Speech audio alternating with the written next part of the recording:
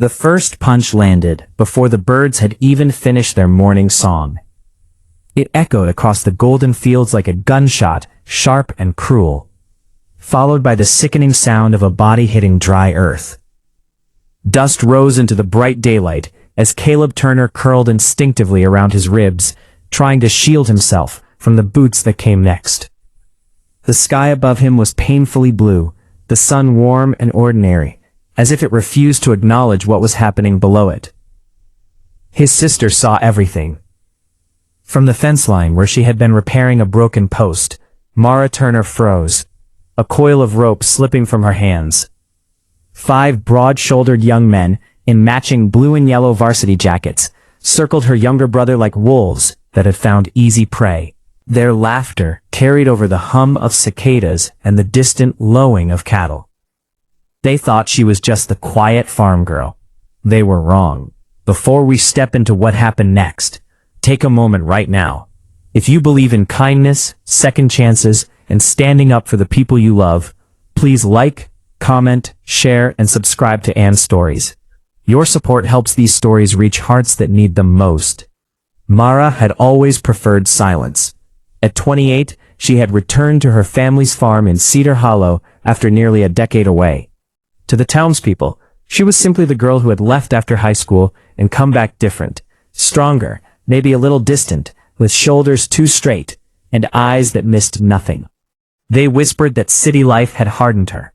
They didn't know how true that was. Caleb, at 16, was the opposite of Mara. Soft-spoken but gentle, with a love for sketching barns and stray cats in the margins of his notebooks. He had inherited their mother's kindness. In a town that worshipped football trophies and Friday night lights, that kindness was mistaken for weakness.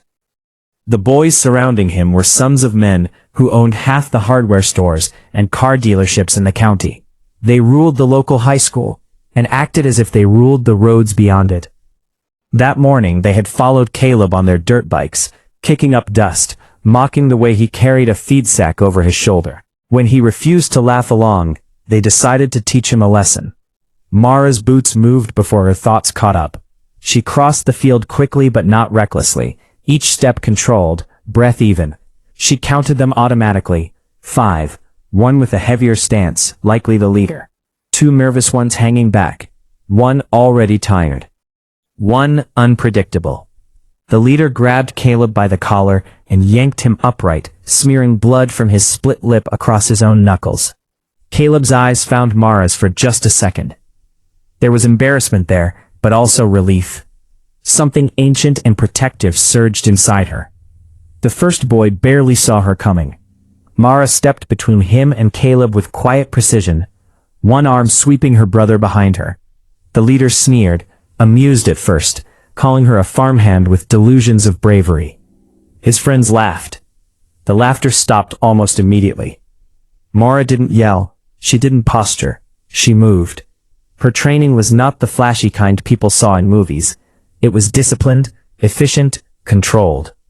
Years earlier, at 19, she had enlisted in the Navy to escape the suffocating expectations of Cedar Hollow. What she found instead was purpose. She endured cold nights, endless drills, bruised ribs, and the kind of tests that broke people down to nothing before rebuilding them stronger. She had earned her place among the elite, one of the few women who completed the brutal selection process that forged Navy SEALs.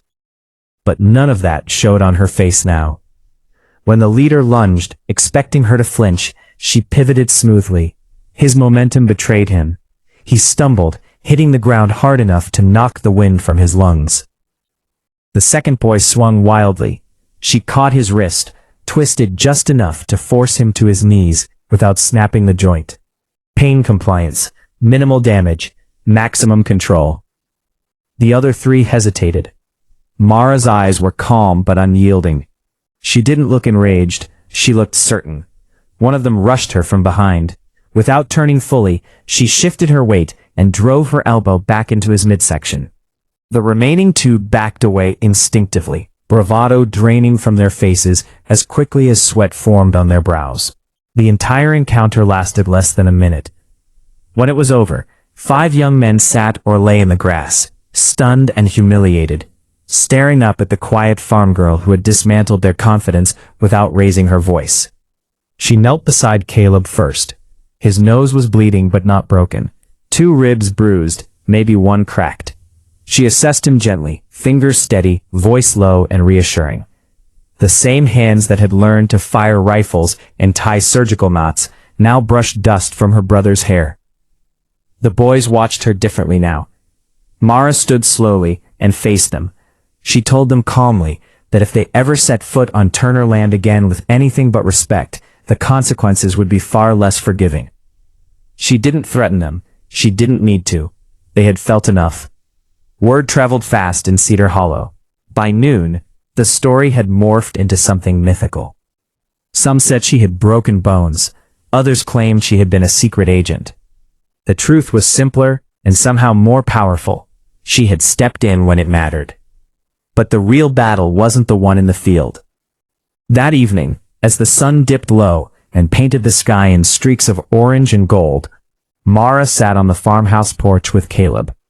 He stared at the horizon, ice pack pressed awkwardly to his face. He admitted that the bullying hadn't started that day. It had been weeks of whispers, stolen sketchbooks, cruel jokes about his gentle nature. He hadn't told her because he didn't want to be a burden.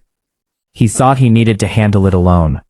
Mara listened, and for the first time since returning home, her composure cracked. She realized that while she had been rebuilding fences and repairing tractors, her brother had been fighting a quieter war. She told him something she had never shared before, about the nights during training when she had wanted to quit, about the instructors who told her she didn't belong, about the cold Pacific water that stole her breath, and the doubt that merely stole her courage. Strength, she explained, wasn't about never being afraid. It was about choosing to stand anyway. The next week changed Cedar Hollow.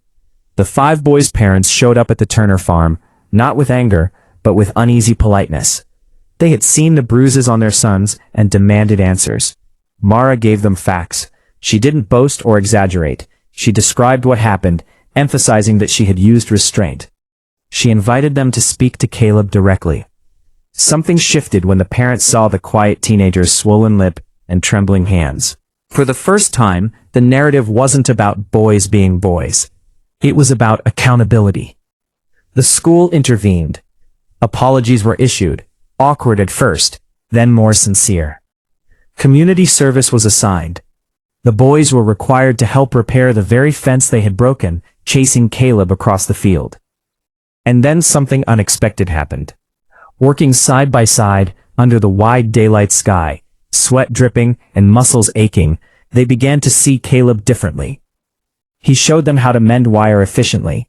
He shared drawings of the farm that captured its beauty in ways they had never noticed. He didn't gloat. He didn't seek revenge. He simply existed with quiet dignity. Mara watched from a distance, not as a warrior this time, but as a sister. Months passed. Caleb joined the school's art club, then entered a regional competition. The same town that once laughed at him now displayed his painting of Cedar Hollow's rolling fields in the library window. It became a point of pride. As for the boys, some changed more than others. The leader, a young man named Travis Boone, surprised everyone by signing up for a local mentorship program.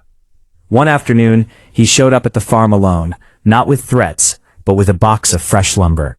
He apologized again, not because he was forced to, but because he understood. Mara didn't forget what happened in that field, but she also didn't let it define the future. Strength, she had learned, was not just about neutralizing a threat. It was about protecting what mattered and allowing space for growth. On a bright spring morning nearly a year later, the Turners hosted a small community picnic on their land. Children ran between hay bales. Parents laughed under the shade of old oak trees. Caleb's artwork decorated makeshift wooden stands. Even Travis and his friends were there, helping serve lemonade. Mara stood at the edge of the field where it had all begun. The grass had grown back thicker. The fence stood stronger than before. The air carried the scent of fresh hay and possibility. She realized that coming home hadn't been about escaping her past or hiding her strength. It had been about using it differently. If this story touched your heart even a little, Please take a moment to like, share, and comment below. Stories like these remind us that courage doesn't always roar. Sometimes it stands quietly in a field and refuses to back down. And before we close, here's a special request. Comment the word stand if you believe everyone deserves someone who will stand up for them. Because in the end, the most powerful force in Cedar Hollow wasn't a trained Navy SEAL or a group of humbled bullies. It was a sister's love, fierce and unwavering, shining brighter than the midday sun over a farm that had finally learned what real strength looks like.